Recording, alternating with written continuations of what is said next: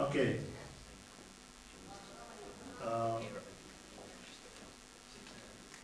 It is one presentation of my colleagues and me related to media literacy, and it is some kind of summary of our experience. And we had a lot of projects in the past related to media literacy. We have been engaged last few years in a lot of training tools developments, like interactive games, online games, mobile games for young people, for informal training. So let's say we can both speak in terms of development of such tools and also in terms of applicability and usefulness and how to use modern media in training young people in the field of media literacy. Media literacy is something not very new. All the people are always speaking about problems of how to read books, how to watch TV. So media literacy is really very, very old problem. Here is an example of one old Bulgarian book. The Bulgarian people know it, so it's quite famous. This is the Gospel of King Ivan Alexander from the 14th century. And this is the first Bulgarian printed book of modern language, because we have some medieval books, but they are different version of the language used during the first and second Bulgarian kingdom. But this is the first Bulgarian book in modern Bulgarian. It is called Кирякодромио, it's неделник поучение. It is Sunday sayings and Sunday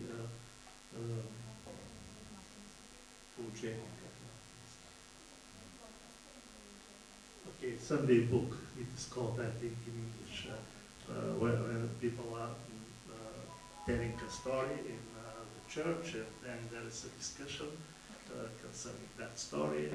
Yes, it's very popular, even now in some countries. So it is in 1806.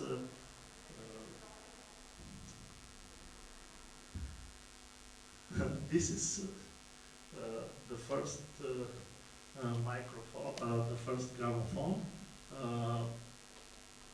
The first gramophone used actually a cylinder to record sound, and people probably, and especially people who don't explore history of, let's say, of equipment and technique,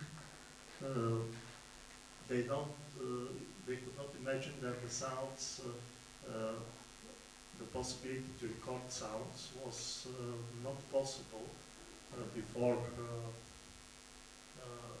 inventing the gramophone, which was approximately 120 years ago. Before that, a lot of famous singers and artists, we have their papers, but we cannot hear their sounds. For example, nobody knows how Mozart actually had arranged his plays. Nobody knows how they have been actually performed. All the new performances of Mozart and all, let's say, classical artists before the 20th century are somehow interpretations. Nobody knows the original, actually. The lamp and the electricity is another invention that leads to modern media, and nowadays problems also raised from modern media. But the electricity was some invention. Without that, let's say, the towns have been dark. It is also hard to imagine how dark was before, even in the capitals. But in small towns, before the invention of electricity, after 6:30 now, it will be completely dark on the streets, and just lamps and candles in the central parts probably, but in the other parts will be completely dark. So the radio is the next step, and also the waves, the ability to transmit information. Actually, this is also one step forward of the civilization that really brings a lot to distribution of information. This is the pilot radio from 1930 approximately. Very beautiful wooden radio. Possibility to record images is another step forward to the distribution of information. And this is a Leica 3B or 3C model. It is approximately 1940. And this was the first camera with 36mm film that we are still using in modern cameras. And that is why it is often called Leica format of this film. So Leica are one of the biggest inventors in the camera system. This one. Question? What? It looks like a watch, but what is actually as a device? Tube. It is a lamp or tube, electronic tube, and it is also one of the biggest inventions in the field of electronics, because this lamp or electronic tube leaded to all the modern devices. I mean, radios, TVs later on. Without invention of those tubes, it will not be possible to broadcast or receive signals and waves. One of the first TVs, you see how they looked, like a big box and just a small screen and a lot of such tubes inside, lamps inside this. And they are still working, by the way, some of them, because these lamps are now used, by the way, in quality amplifiers. For example, the musical amplifiers are using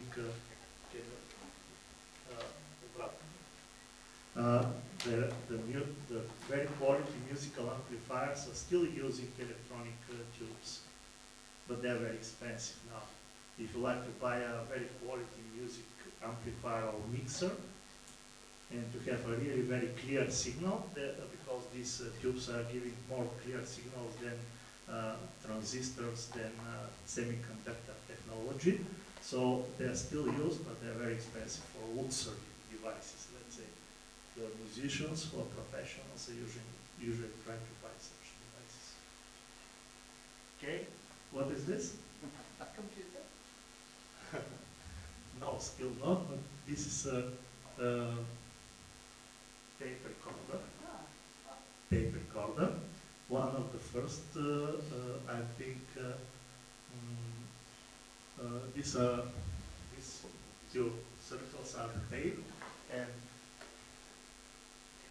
until 20 years ago, they have been still in use in the TV stations. Fortunately, now the history, because they need a special cooling, if you see these two tubes on the top, this is water cooling, because the heat was so much that you need the water cooling, otherwise the device will explode.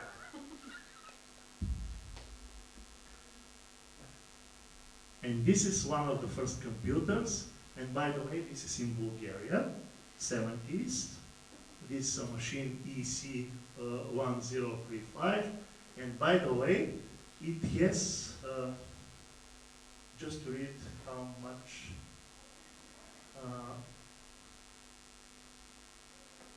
okay, it is approximately 1 kilobyte memory. 1 kilobyte. This huge device, yes. Nobody can imagine such a small memory now, even in your phones. No. But it was, let's say, 70s. This was the situation, and these big machines, computing machines, have been situated in special rooms. And by the way, recently I found a newspaper of IBM in one bookshop, antique bookshop, and it was, we have produced a new machine. It was from 1986, and there's the cover article was, we have just invented a new machine, IBM 360, which is very small, and you need just a small room. So you could imagine, just a small room, let's say 20 square meters, you could put your computer. So that was in 1986. Still, the machines have been really huge.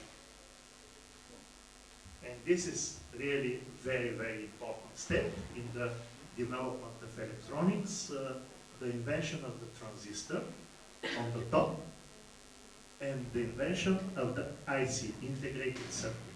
In this integrated circuit, actually, you have a silicon technology, and you could put a lot of such transistors, a lot of such lamps that I have just shown you in previous slides.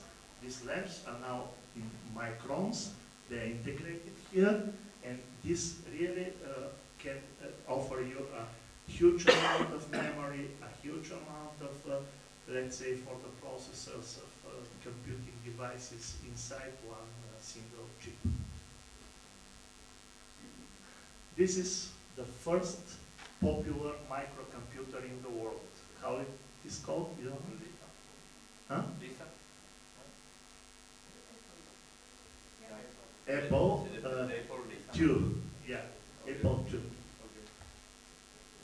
They had a prototype before that, but Apple II actually is, it's written here.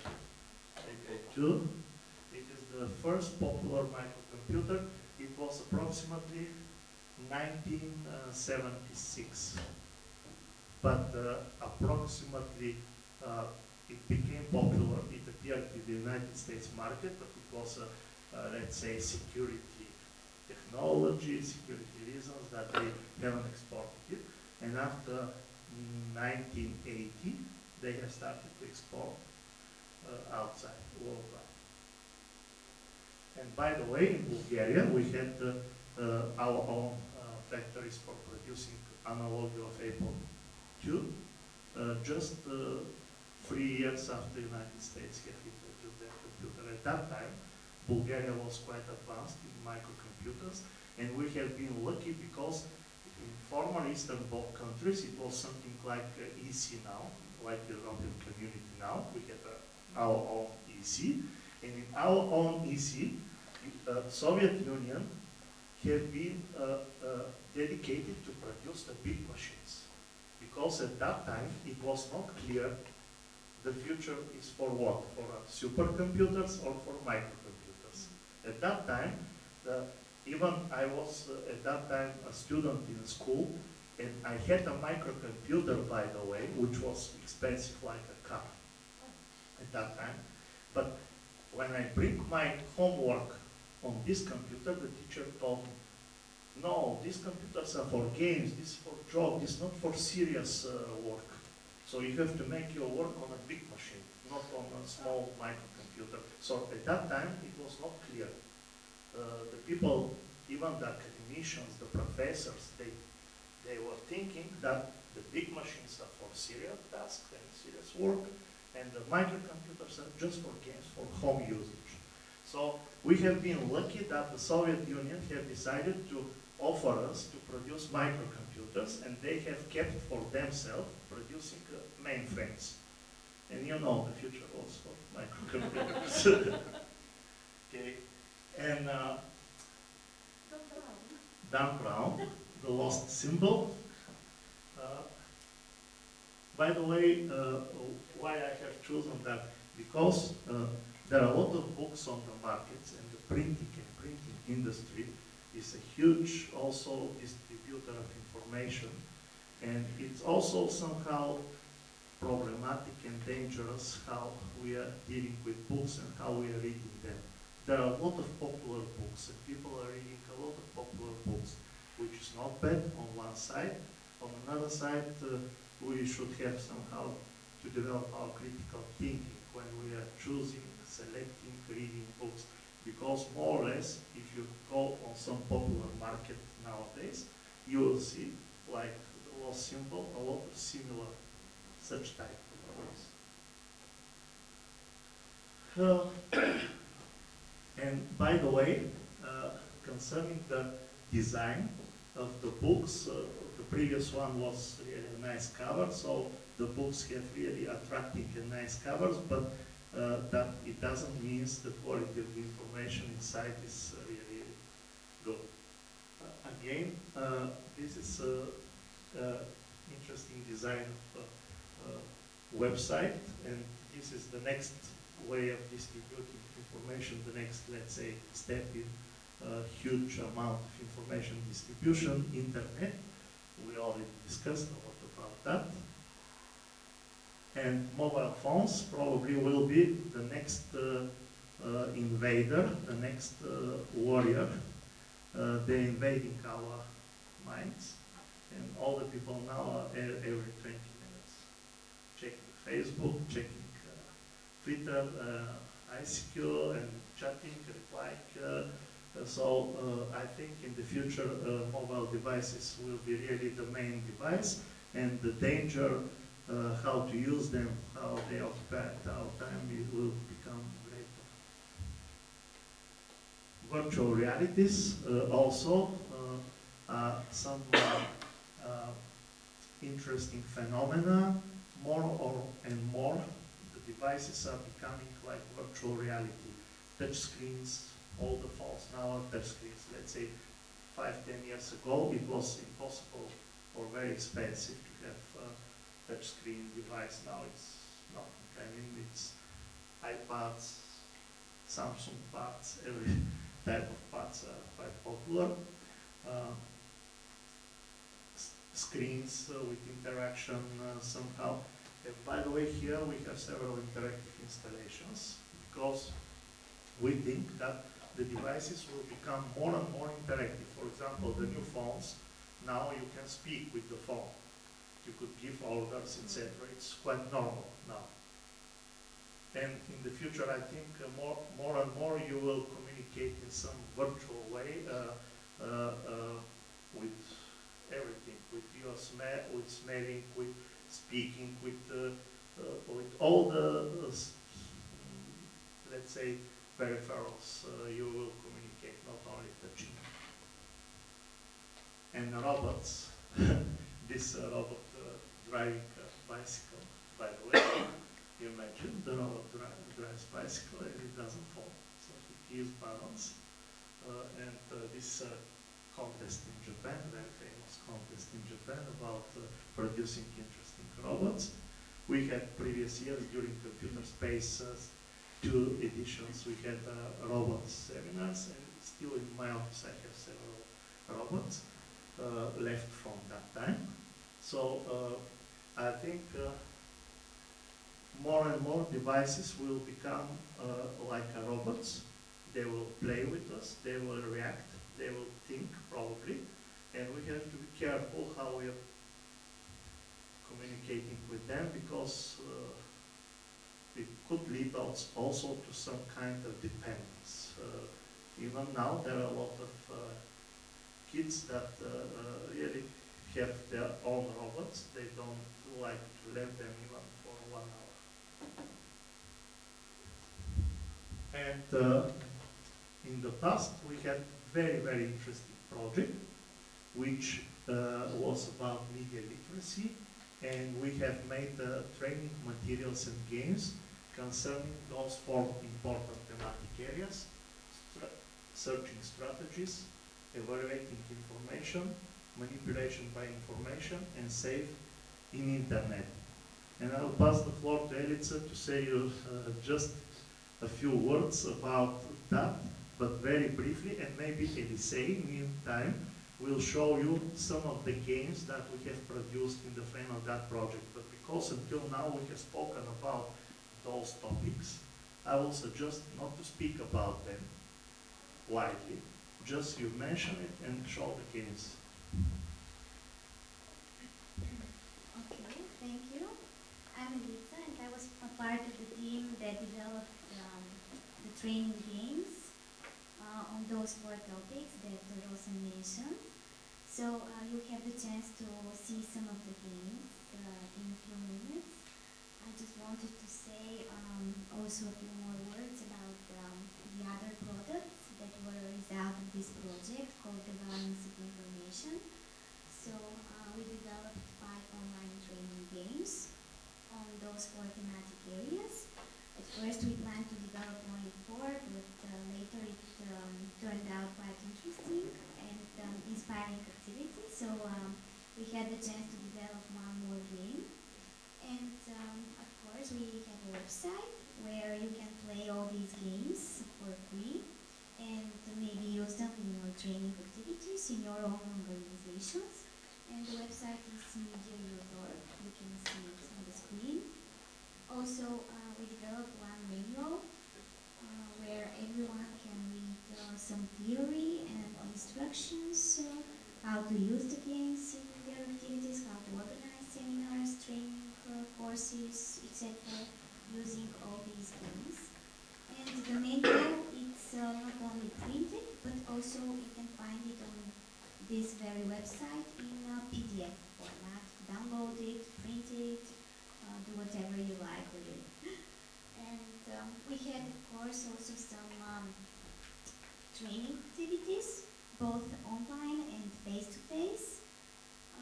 We developed a training model. It is again included in the manual.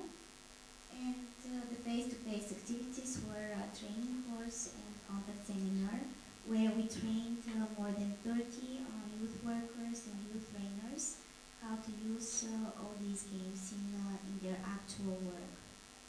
And now I will pass the floor to my colleague Elisey, who was a part of the team that developed those games, the scenarios, and then the technical implementation. So he's more competent to tell you more about the games themselves. Okay?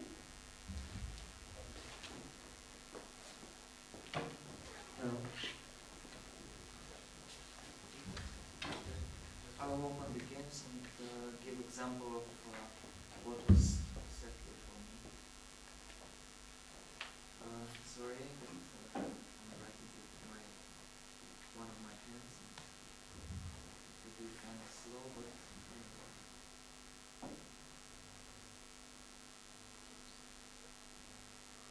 so, as we said, there are 5 games covering the 4 main topics, and I would say 1 or 2 sentences about their educational goals, as it is set on the website. The first game is about searching strategies and more about how to search and finding the right way to find your information on the internet, because it's really important. The second game is about the manipulation of information and more about being careful what you believe from everything you see online, and how most of the information could be easily manipulated and changed. So yeah, we should be careful about that. Proceeding to evaluating information, which was more about how to scan through big texts and distinguishing what you really need and what you don't need. In-depth reading, that's more about it. And the last thematic was safety in internet, and It's related to having our information safe on the internet and awareness about security issues. Those are the four main topics, and I will not open all of the games, but show one or two from the start. Well, let's open the searching strategy game and just give an example what we were trying to achieve. So here you start with a map of some countries, and you see some of the countries have different colors. This means we could open them, and let's try Bulgaria. Here you can see some images related to our country, and we'll start the adventure. I will not read everything, but when you open the game, here you could find information about some of the topics, and then there is a question. The idea here is to go online and find what is the answer. So, but now I do know the answer, and I'll still give it a try finding it online.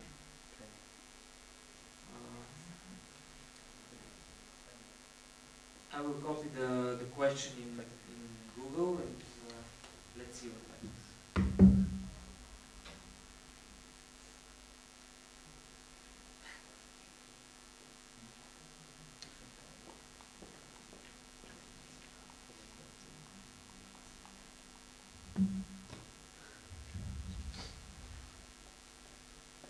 So I'll continue talking like this.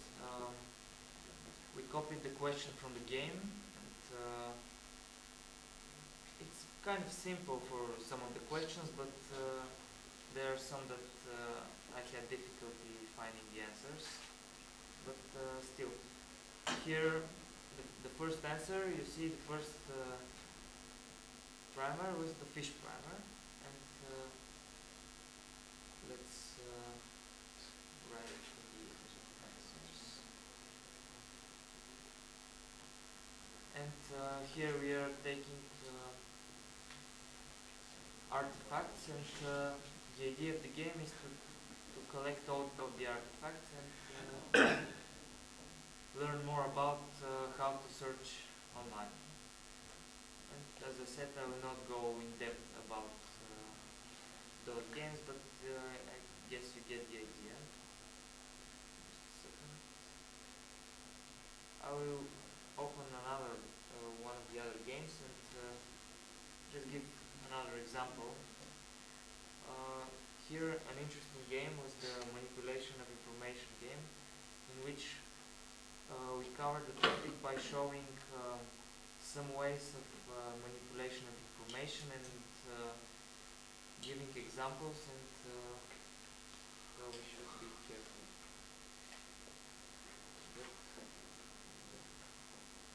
So let's start the game.